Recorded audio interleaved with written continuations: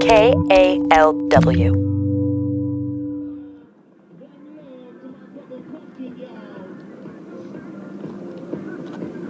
My first year, to be totally honest, it kind of blew my mind. I remembered being like, what can I bring next year? What can I do? I want to have some part of this. My first year at Burning Man, I was just super resistant and just really skeptical of being like, this is some utopia. And I'm like, how? For whom? I spent a lot of my life being afraid of my power. What I've learned from being at Burning Man is it's a place where I can be in my power and get connection. As a Black person, I don't have that opportunity many other places. What this city offers us is a place to imagine what we want our society to be. I think for folks of color, in particular, it is so rare to have a space where you can have the luxury of being free to be adventurous and stupid and super creative and absurd, right? This is that space. We deserve it. I know I'm going to start crying myself. Oh. That's why people of color have to come. We have to do affirmative things. I think in this time, this is fucking crucial. We have to. This is how we save ourselves. You know? I'm so sorry. It got really dark. Don't be sorry. Why don't be sorry. No, I didn't. That wasn't dark. That was real. Thank you for that.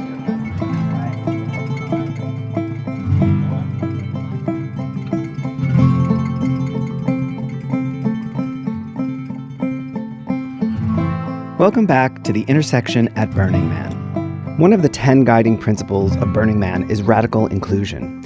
It's plastered all over their website, in videos and newsletters, on posters, and even tattooed on some burners' skin.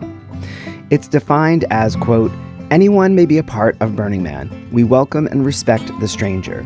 No prerequisites exist for participation in our community. But here's the thing. The community isn't and has never been racially diverse. The mix of people really hasn't changed that much since I started going in 1996. More than 2 decades later, the population of Black burners is still roughly 1%, and less than 5% of the people here identify as Hispanic or Latino. This is also reflected in the art. Of the more than 430 art installations funded by Burning Man in the last 5 years, only 4 have been led by Black artists.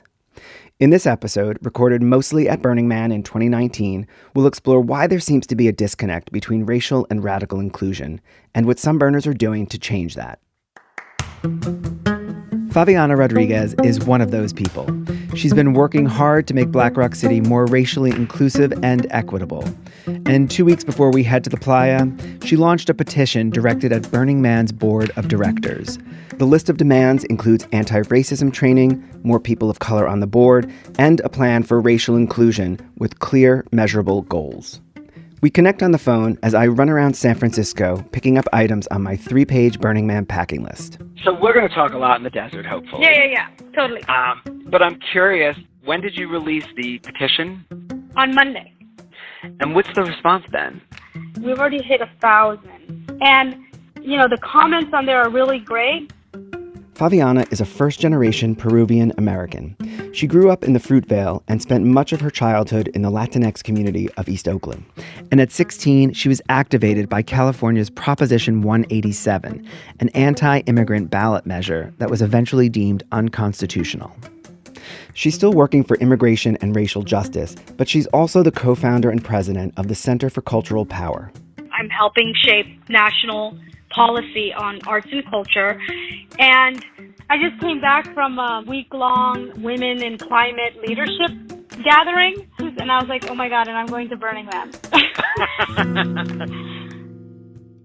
Thankfully, Favianna has agreed to be my guide on the playa, because I have to admit I am a little apprehensive about reporting on this. Something just feels off about a middle-aged white guy rolling up with a microphone in the middle of a party and asking, what's it like to be a burner of color?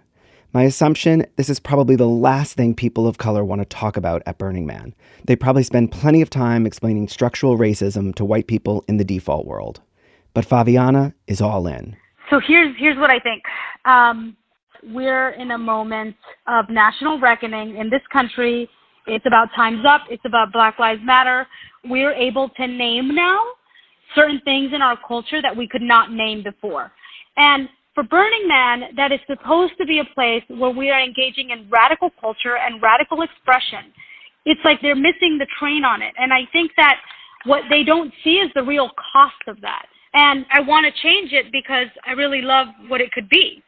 So I almost feel like it's a time to really have, it's like a confrontation in a way. I meet Favianna on the playa at Que Viva, her camp at Burning Man. Que Viva was founded in 2013 by arts lawyer Brooke Oliver and by Juanita Chavez, daughter of civil rights legend Dolores Huerta.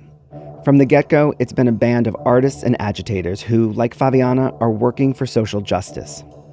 After the killings of Michael Brown and Erik Garner in 2014, Sandra Bland in 2015, and the growing momentum of the Black Lives Matter movement, the camp became more explicit about the need for racial justice and inclusion on the playa.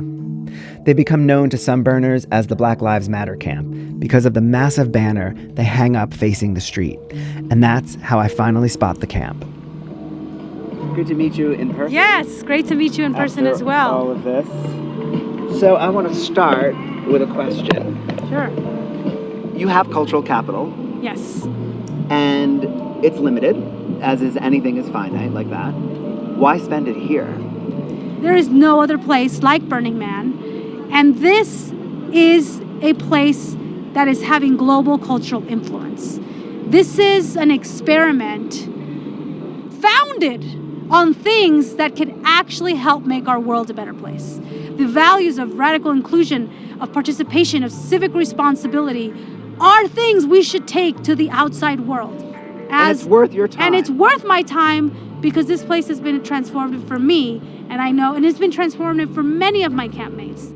That includes Jamila Reddy, a writer and spiritual teacher from Charlotte, North Carolina. The why for me around Burning Man is because I've had so much healing and and discoveries, like made so many epiphanies, done so much growing at Burning Man. But for Jamila, it was not love at first burn. My first year at Burning Man, I was just super resistant and skeptical. And also like, this is some utopia, and I'm like, how? For whom? And my third day at Burning Man, I went to a workshop being Black at Burning Man. And this Black woman who had been to Burning Man for like 15 years, she said, if you're experiencing resistance, if you are closed off, if you're thinking these white people aren't here for me and this is not a space for me, I urge you to let that go. It's not helping you. Trust me. And I did. I just knew she meant it. And I had an amazing time. Now I've been back 5 years in a row. I just am so grateful. I feel like so much of who I am and the wisdom that I have, I got here. But as her campmate Marlon Williams explains, there's a reason it's hard to let go of the fear and anxiety that comes with being a person of color, even in Black Rock City. This city is an American city. It is in the United States, which means it has this deep racial history. And that racial history comes with a lot of emotional scarring. My first year, I was terrified about the concept of radical self-expression. How I've stayed safe in the world was by knowing social cues and knowing how to blend in, how to make other people comfortable. And so I came and I just freaked out about like, what do I wear? I think my first day I walked around in like cargo shorts and a button down because I'm like, that's what the white people wear, cargo shorts. I just want to blend in. I spent a lot of my life being afraid of my power. As a Black man, I felt that being fully in my power meant that people would attack it or be afraid of it, and I deeply wanted connection.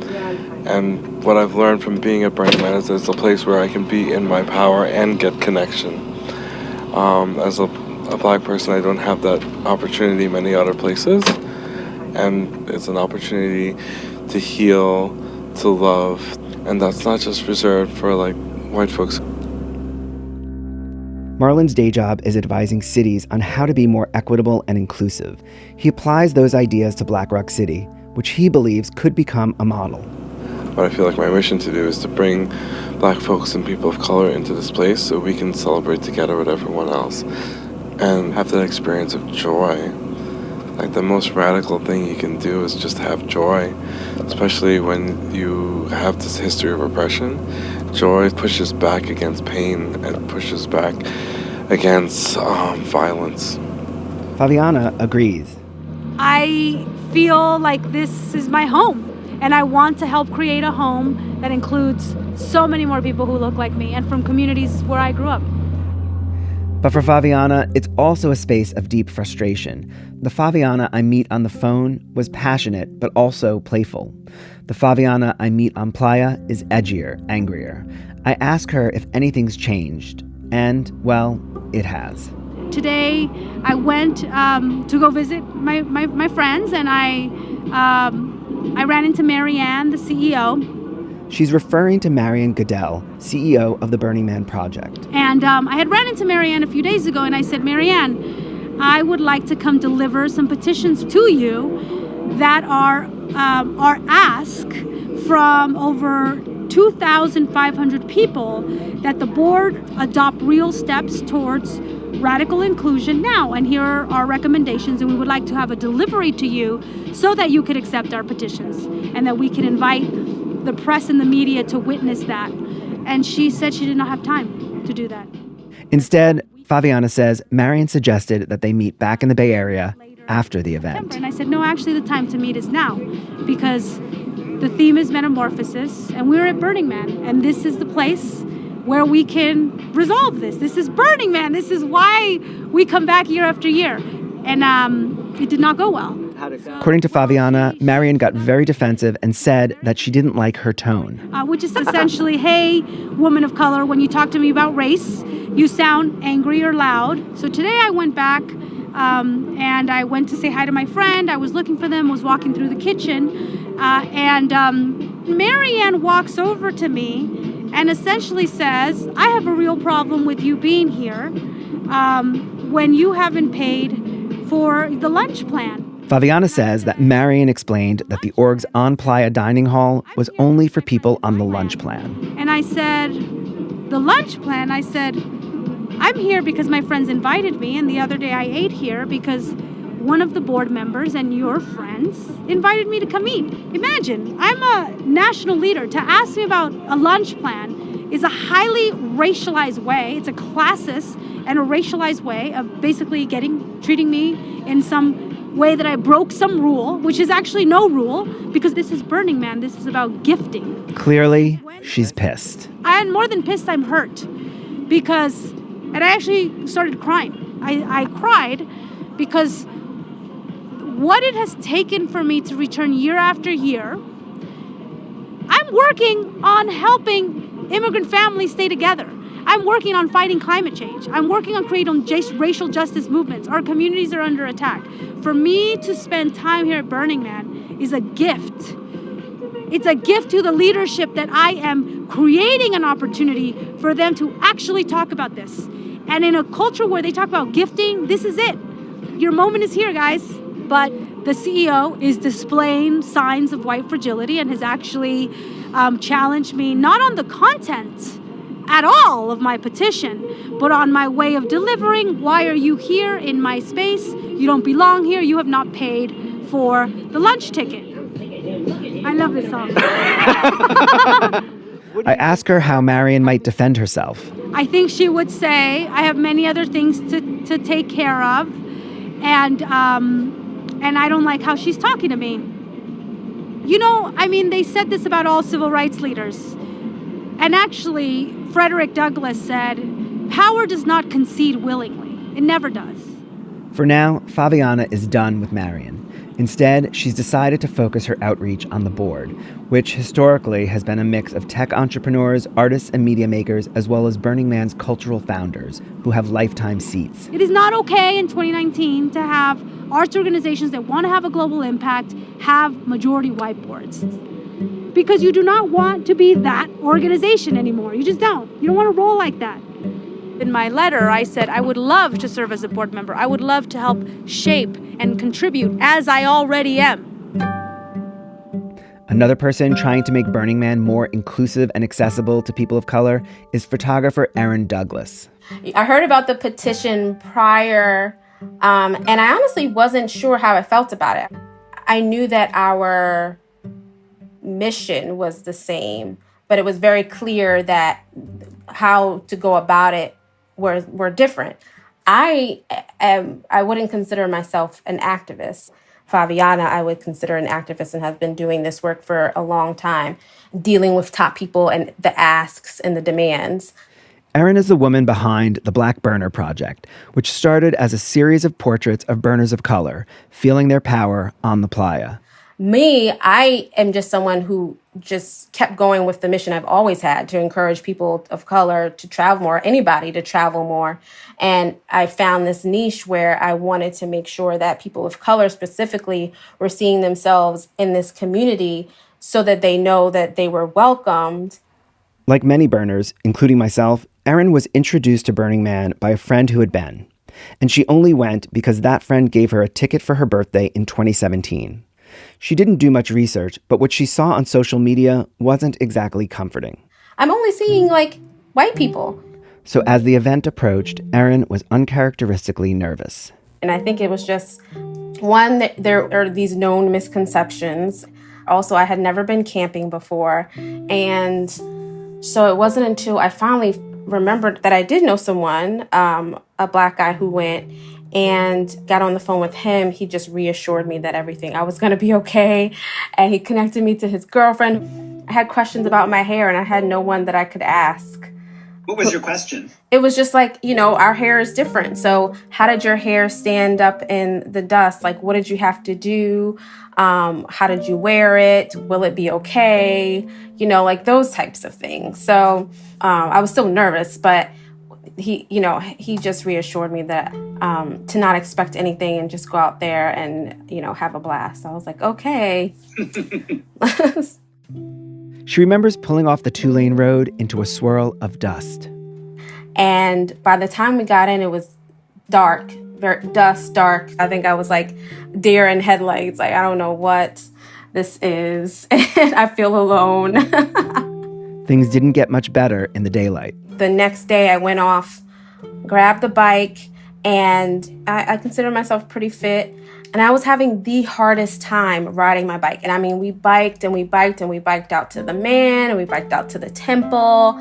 And I was getting scared because the only way I could bike was to stand up. And I couldn't get the water out of my water pack straw. And all I could vision was oh my gosh, I'm going to pass out my first day. We finally get to the Man, I think.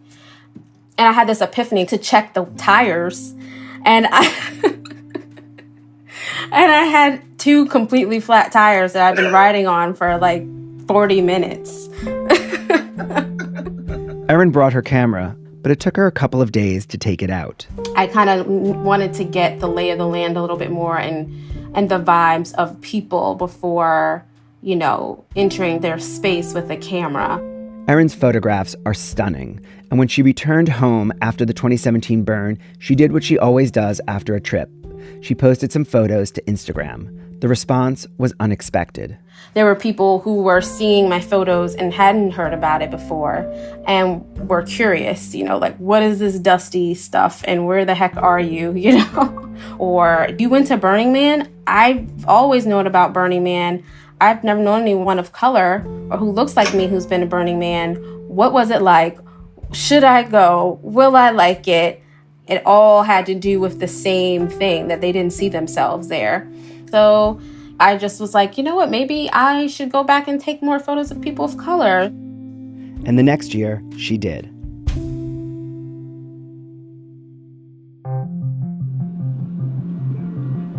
I returned to Que Viva camp Tuesday morning. Favianna has had a chance to regroup and hatch a plan. I woke up and I just thought to myself, this is not something I can continue doing alone. So from now on, I'm going to really lean on my camp. This morning, she went with her campmate Marlon to meet with some of Burning Man's staff. She wanted to tell them about what she experienced with Marion and talk more about the petition. And what I realized just almost instantly was that there's actually a lot of people within the organization who want to see this happen. And it's almost a generational divide. She says that the younger staffers who help the city run day to day were more than receptive. Who are so ready and hungry for this. It reminded me there's so many moving parts to this event. It's more than the board or CEO. There are artists, theme camps, staff members, volunteers, and a city of potential allies and co-conspirators. And I just felt reinvigorated after being very depressed yesterday. This is going to take a lot of us. This is like moving a mountain. Undeterred, she and her campmates decide to lean into their activist roots and do something that's rarely, if ever, done on the playa. Plan a protest march. But it's already Tuesday, and this is Burning Man, so there are some unique challenges. In a city of 75,000 people, in 24 to 36 hours, in a culture where nobody fucking checks their clock, how are we going to get people to show up when we're also competing against the best parties? So how are you going to do this? This is where we use our power. Favianna is buzzing. This is what I love because I'm a leader, and here I get to lead. I'm wearing a dress. I'm not wearing any underwear. My bush is just shining through. This is how I lead out here. I'm naked most of the time, trying to figure out how we're gonna take down white supremacy while also ensuring that I have my orgasm and that the food is not rotting, and making sure that we're creating a safe space for burners of color. So it's a lot, and I love it. So at the camp meeting this evening, she'll report back on the meeting with Burning Man staff, and then they'll strategize next steps as a group. We're also talking about our fun times and the magic things we want to do together on playa. Yeah. Because those are also important, right? On the list of business is how do we address racial justice on playa, and who brought the fun stuff. I join Que Viva for dinner. I know, right? And after we fill up our plates with Malabari curry, the meeting begins. Okay, hey everyone, we're gonna go ahead and get started. Welcome. We have two main items of business to take care of. One of them is to think through our strategy of how we are going to deliver the petition and also engage the organization in some dialogue. We did get a second board member who said they would receive. We also got indication that it would also be other staff members. So that's what we know. So we actually need a name of our action. Because I know petition delivery sounds very wonky and kind of boring and not fun. The theme of this year at Burning Man is metamorphosis, which means obviously change. You could just call it a migration. Yeah. Okay, cool. I mean, I would say brainstorm and ask other folks.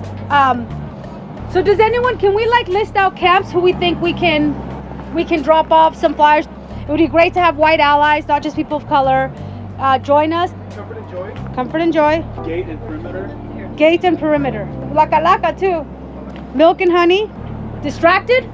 Distracted. Okay.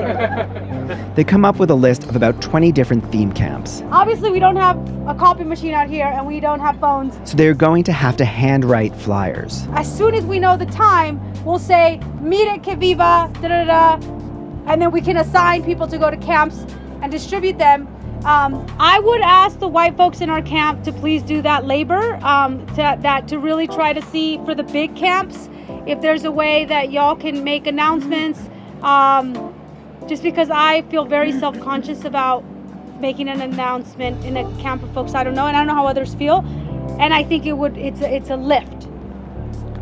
Okay, cool. Does anyone have any questions or anything they want to say about this strategy or any? Sharifa? One thing that I want to ask about, what can we do to help be inclusive to the folks from Backfire? That's a great question. How can we be inclusive of our deaf campmate friends? I wonder if it's possible to get an ASL interpreter. Thank you for reminding us to be inclusive. Okay, cool. So we have a plan. Yay, folks! So we're gonna get to do some real fun organizing on playa. Very excited about that. And now we can move on to our next topic, which is fun things. Oh, you can turn it off now.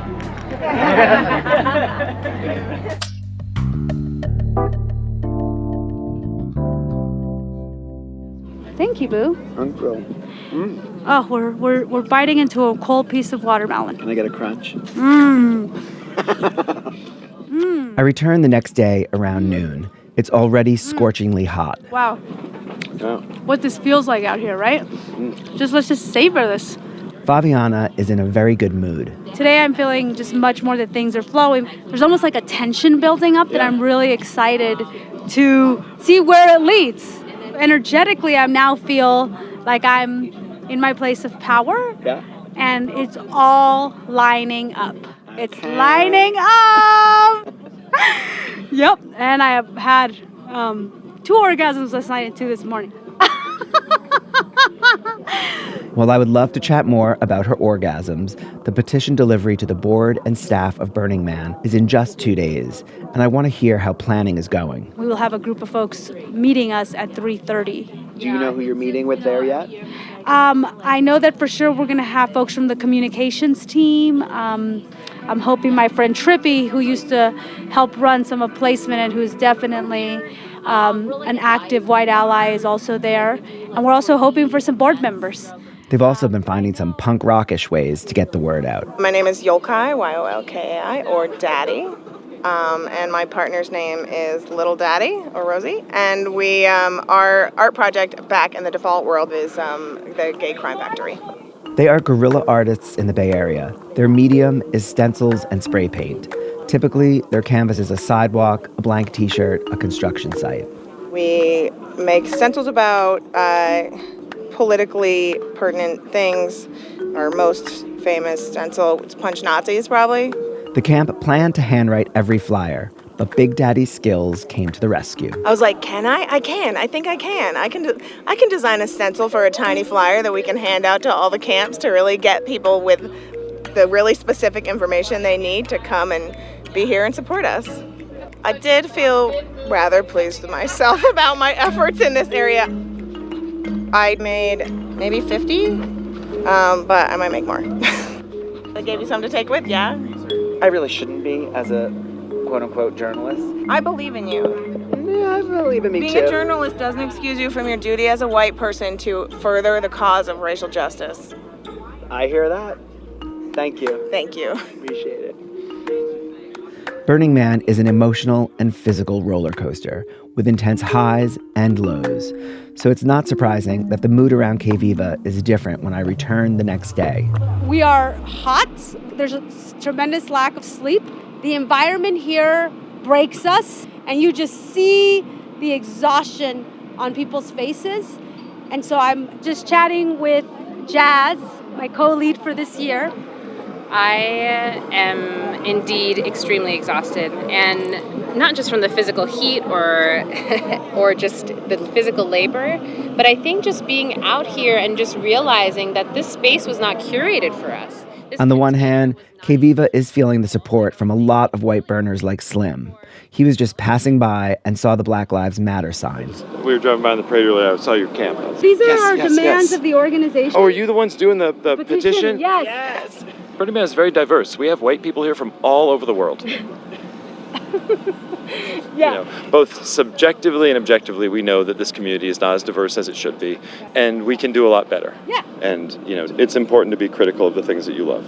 So, okay, great. Thank you for what you're doing. But then there are also burners who push back at the camp's social justice message. Like, it's already happened twice where a white person comes marching into our kitchen and says, I need to talk to somebody about that sign. They come to basically drop their shit on all their unprocessed race stuff. And What are they dropping? they're basically saying, we're all free here. And also that, why Black Lives Matter versus All Lives Matter? Why do we have to separate? I have a black friend, son, black wife, same shit. A lot of burners will see our Black Lives Matter sign and say, Burning Man is not a political space. The fact that you could gather 75,000 white people in the desert, relatively unpatrolled, unengaging with the police, is an extreme display of white privilege. You could not gather 75,000 black people here, okay? How can an event that's over 90% white not be a political fact in itself, right? Despite this, Jazz, who is Japanese and black, has had some moments of magic and levity out here. I had this beautiful, glorious experience with some of our campmates at the Reformation, where you get completely lathered in soap and dance and be naked, and a beautiful reminder of what freedom in our body could actually look like. But the good vibes didn't last long. Almost immediately after, she spotted a massive art car shaped like an atomic bomb. And at the bottom of the perimeter are origami cranes. The Japanese made origami cranes as a method of healing and community recovery after the atomic bomb murdered thousands of people. And we asked what the camp name was, and it's called something absolutely ridiculous, like Bomagami. And there were these white guys who were just dancing on this fucking art car. And I just broke down. I couldn't deal with that. And I was explaining the same story to a white person, and they were like, oh, of course, because you're Japanese, you have that impact. I'm like, no. Everyone needs to be impacted by it. Everyone needs to understand that is not just violent imagery, that is colonial messaging, that is extremely unacceptable for that to be in this space. And for us to know that this container has allowed for an art car like that to get through inspection, right. I had a moment of not wanting to believe in this space anymore.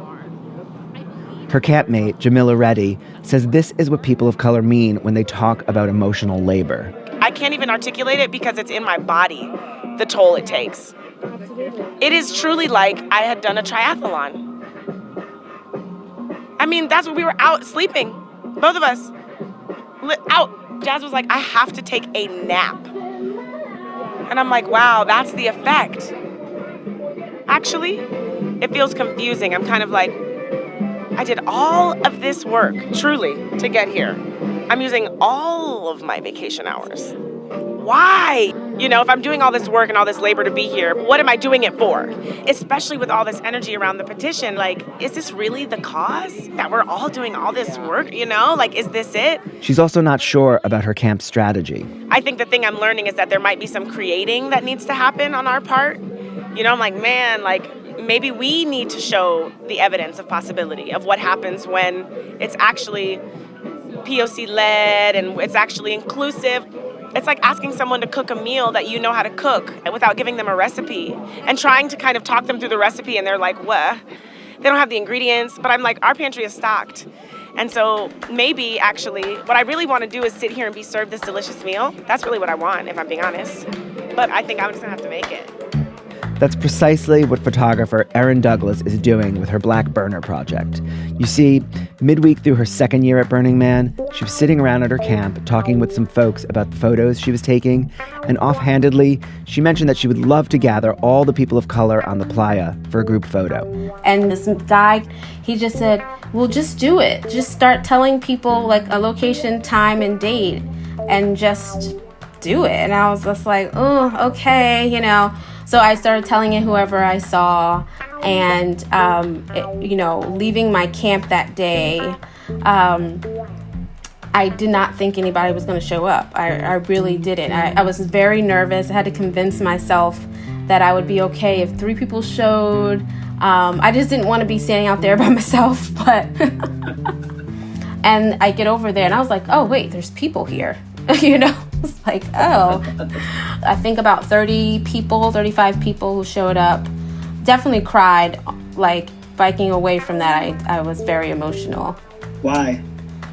It had a lot to do with coming in as an artist who self-taught, and my confidence has been low, you know, most of my life, and especially in regards to me as an artist. So it started to like really break down some of those things and what I was capable of achieving if I just did it or tried or believed in it.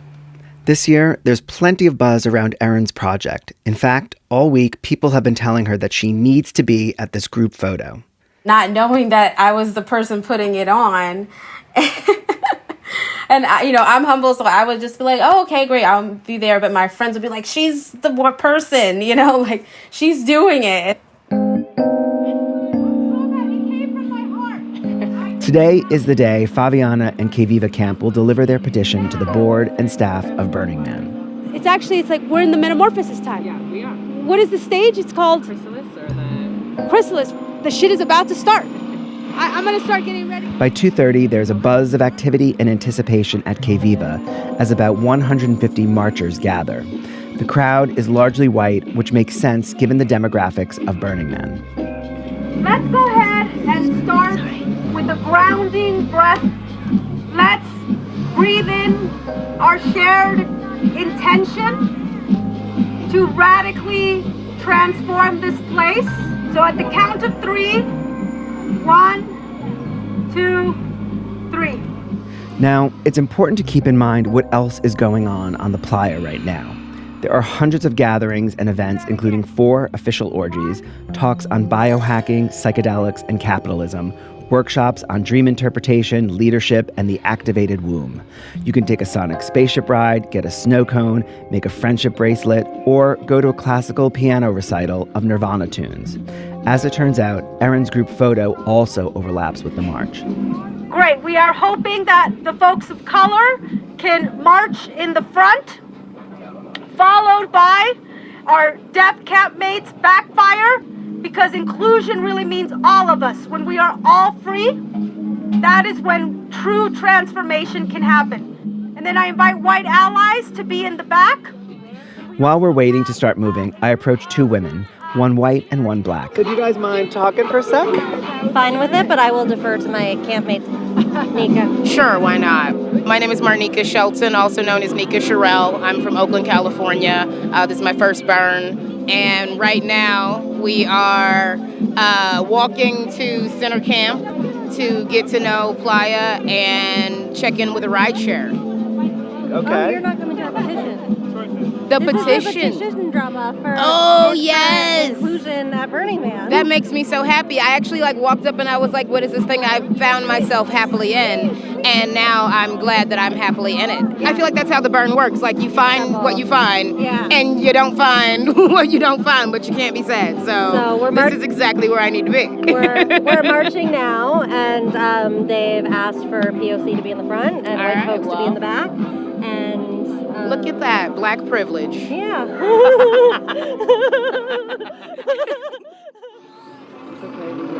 Yeah.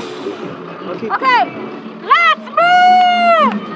Inclusion! No! What do we want? And when do we want it? Turn around! Come with us! We need you! We need you! We need you! No justice! No peace! No justice! Look what you got yourself involved in. I know, right? This is fantastic. No justice! No peace! No justice! No peace!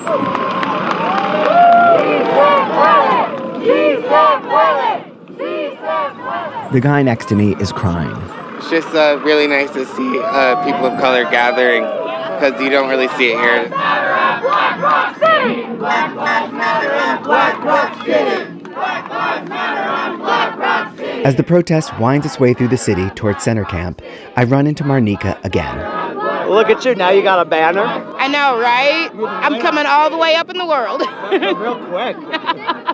I'll be leading this thing next.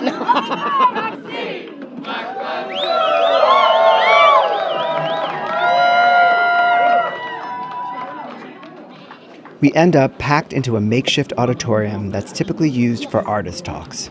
If you are a board member, I invite you to come join us right here. Do we have any? It seems that none of the board or staff members have shown up. If they are not here, then that is in fact a reflection of what you choose to prioritize and what you care about. If Burning Man is truly a place where folks come to get free, where we are imagining the cities of the future, where we are experimenting together to create the world we want, you cannot and you will not create that city without people of color at the center of that city.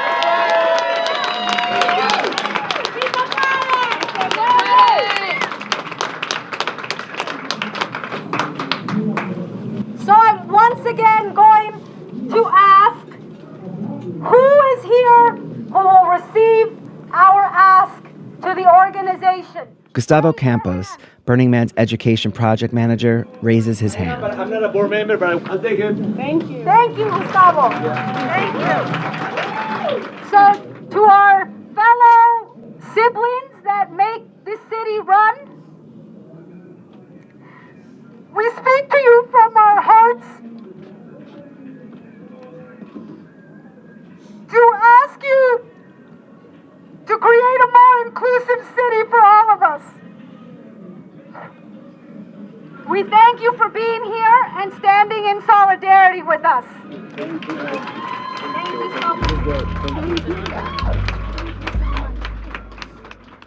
As this is wrapping up, 250 people of color from all over the playa are converging just a few hundred yards away for Erin's group photo.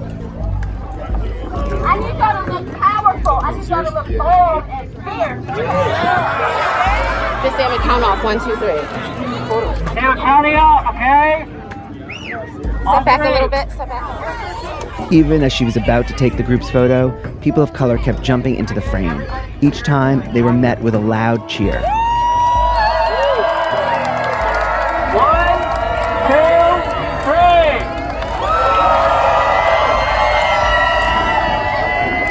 3. People were sliding in, and it wasn't until later where people were like, I was coming from the march and I found out there. So yeah, it was interesting that they were happening at the same time, and that I didn't know until after. I catch up with Favianna. What are you feeling? Talk to me. I'm feeling, I was actually shocked because I expected more of them in a moment like this. And I feel like heartbroken.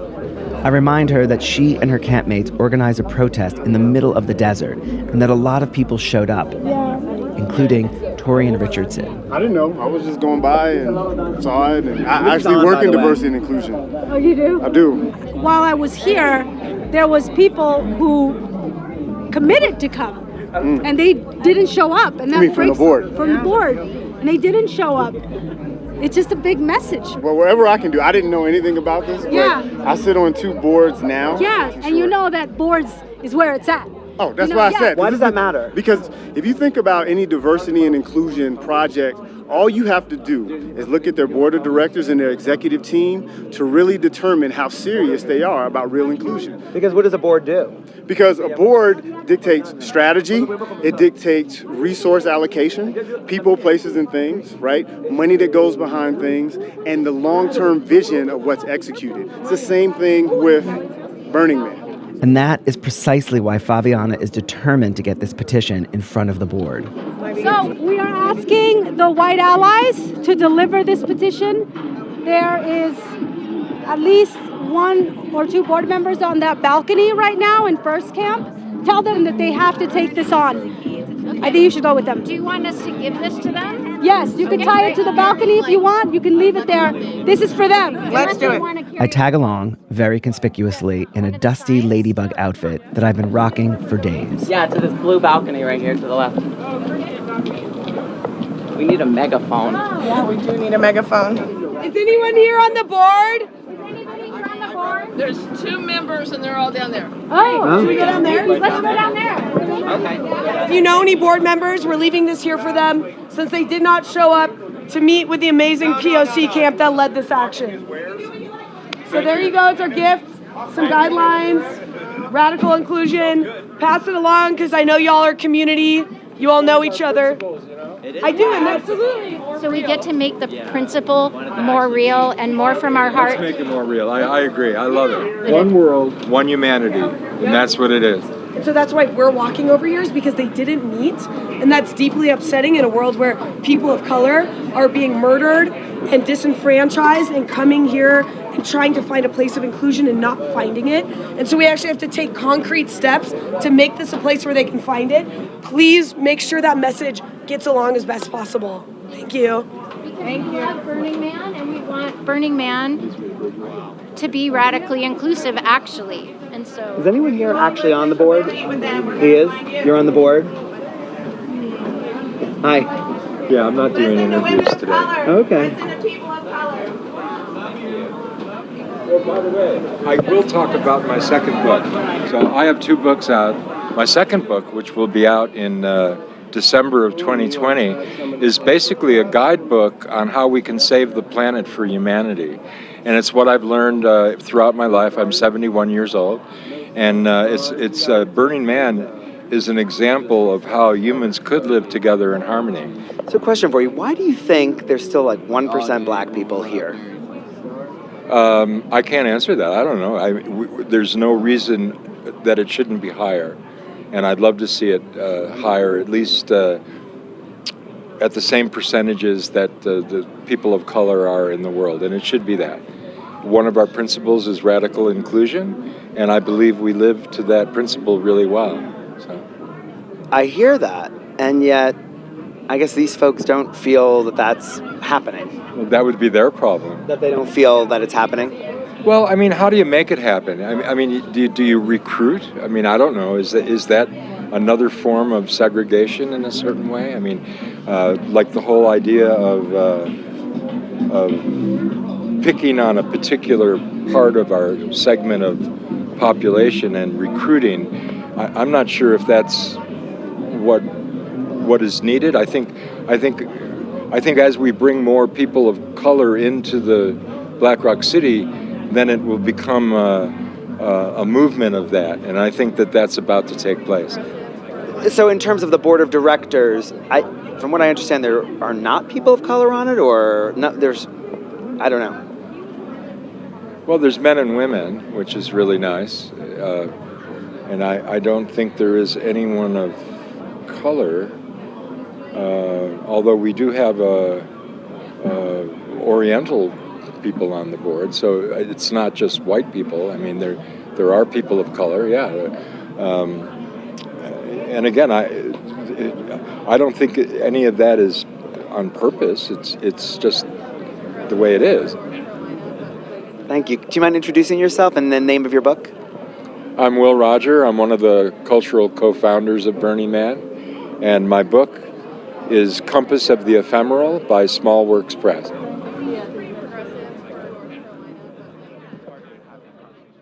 At the end of 2019, Burning Man added several new board members, including a married Iranian-American couple who made a fortune in tech, and Fab Five Freddy, a black burner who also hosted Yo MTV Raps in the 1980s.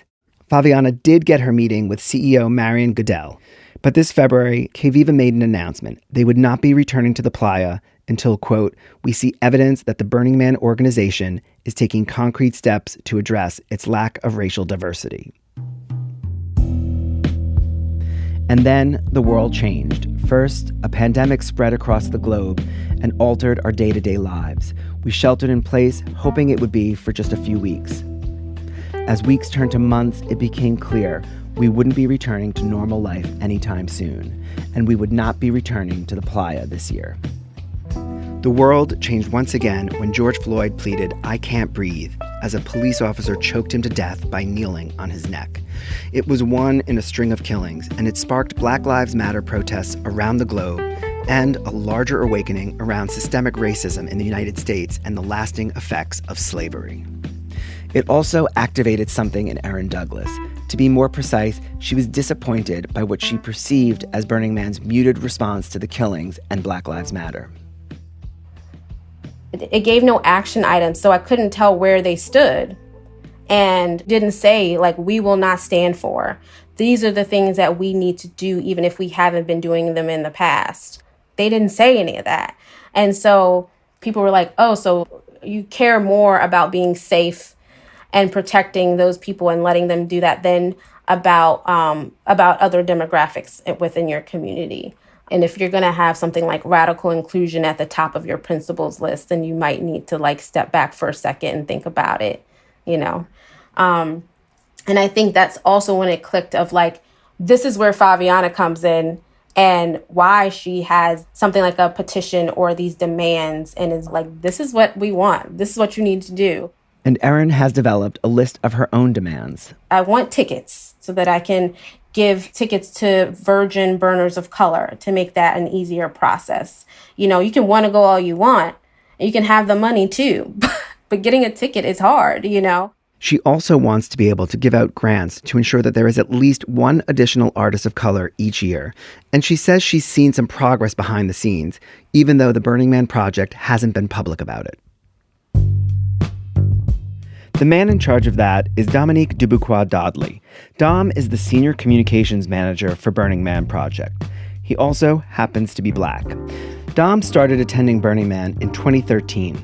My first year, to be totally honest, it kind of blew my mind, and I remembered being like, what can I bring next year? What can I do? I want to have some part of this. From the get-go, he noticed it was a predominantly white space.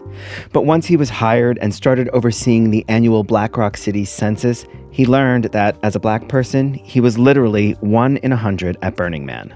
It's a city on planet Earth, so to imagine that the numbers would reflect a different reality would be kind of ignorant. What Dom was more interested in was why. Why are the numbers the way they are? What's the history? Where did this event come from? What's the lineage of how we got to where we are? Because that helps explain the dynamics and the structure and the racial makeup and other demographics too. Burning Man was started by a group of mostly white punks, hippies, and artists more than 30 years ago, and that's largely who's running it now. Dom and many on staff didn't need a petition to convince them that the lack of racial diversity was both real and unacceptable. I think it also did surprise some people and felt like news and new issues.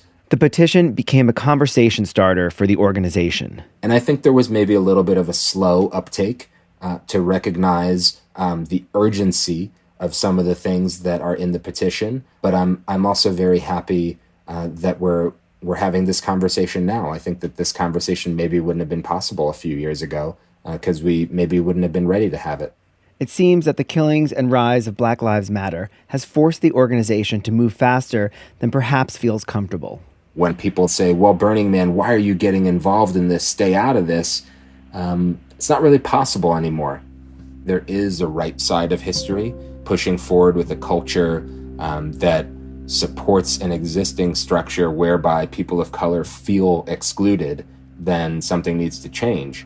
Right now, we're in a space where even access and knowledge and understanding of the event is so often based in privilege and white culture that it's not really fair to say that we're doing everything we can be doing. That does seem to be changing. In July, Burning Man started a diversity and racial inclusion advisory group of community members, including photographer Aaron Douglas and Marlon Williams from Que Viva. And at the end of August, Burning Man Project acknowledged that, quote, we have a long way to go to make Black Rock City and other Burning Man spaces truly radically inclusive, and we are here to do the work. And they just announced the actions they are taking. Their first initiatives address some of the demands in Favianna's petition, including unconscious bias and anti-racism training for the staff and board, looking at the diversity of their staff and rethinking their hiring process, and trying to increase participation of Black, Indigenous, and other people of color by changing how they select theme camps and artists, as well as through outreach and funding. Favianna says it's a strong start, but she's quick to point out that there are no specifics or measurable goals, no numbers, dollars, or timelines. And Dom knows that some burners will continue to say, stay out of politics, and that a few will respond to any mention of Black Lives Matter with All Lives Matter. It's a little troubling that we know that those voices are out there, but we want to be a part of the conversation. We want to be an organization and a culture that does good in the world. And I think that there's a recognition that sitting on the sidelines and not getting involved is not the move right now, even if your language isn't perfect. Burning Man has changed a lot since 1986, when it started as a word-of-mouth, anything-goes gathering of a few hundred people. The event, which now attracts upwards of 80,000 people, is just one part of a larger nonprofit with a $48 million budget, a year-round staff of more than 100, and a mission to spread its 10 guiding principles way beyond the playa. As I see it, the organization has tried to have it both ways for a while now. Much like the tech giants that have grown up alongside it, Burning Man Project wants to be both counterculture and establishment. It wants to own the container, but not really take responsibility for what the community fills it with. It wants to set priorities and pick winners, but not acknowledge its position of power. Perhaps this moment was inevitable. Perhaps there is an inherent and irreconcilable tension between radical self-expression and radical inclusion. I mean, how do you reconcile the radically expressive Origami art car with an offensiveness that makes people feel excluded and unwelcome? Like many in this community, I have been trekking to the middle of the Nevada desert for 3 decades, to get away from the real world and to create an alternate reality, something better than the default. And like many, I rolled in with a vehicle overstuffed with gourmet provisions, small luxuries, and a host of power tools. This is a beautiful mirage fueled by creativity, denial, and gasoline. But 2020 seems to be a year of reckoning on so many fronts. Perhaps this is an opportunity for the Burning Man community. Instead of trying to keep the real world at bay, maybe this is our chance to transform it, to become a model of what's possible instead of an escape from what's happening.